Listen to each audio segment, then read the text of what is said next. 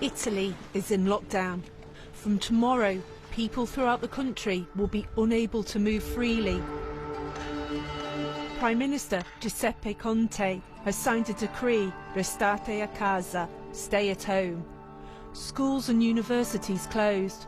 Public gatherings, bars and sports events stopped. Italy is experiencing an increase in infections of COVID-19 and resulting deaths.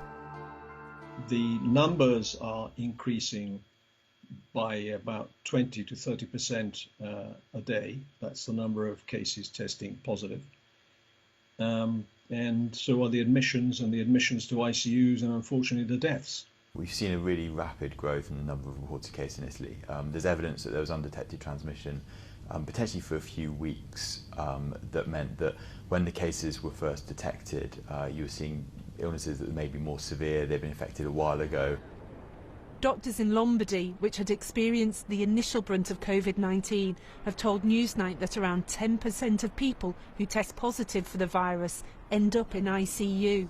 They say that all the ICU beds there are already full and patients are now being transferred out of the region for treatment. The Lombardy region has more hospitals than other parts of Italy, they say, and even then, routine procedures have been cancelled. For example, out of 21 cardiac units, 17 will not take on new patients, and the others will only do emergency procedures. Doctors, patients and their families in the region are having to make tricky, clinical decisions about whose treatment should be prioritised to ensure appropriate allocation of limited healthcare resources. The system is of military origin. It was first of all thought out by Napoleon's chief surgeon, Baron Larrey. And the idea is that you select those for treatment who are most likely to benefit. And that's because it starts from the idea that resources are finite. Triage is ethically and morally very difficult, personally very difficult to apply, but you have to apply it in situations like this. Newsnight has seen the guidance. Those with the greatest chance of successful treatment will take priority for an ICU bed. Age, any underlying illnesses and the severity of the disease will all be taken into account. This chimes with a study published today in The Lancet about deaths from COVID-19 in Wuhan. This found men, people who were older, those who developed more severe organ failure and sepsis had higher risks of dying. Putting in measures to delay the spread is critical to slowing the epidemic curve so the health service isn't overwhelmed and resources can be best used.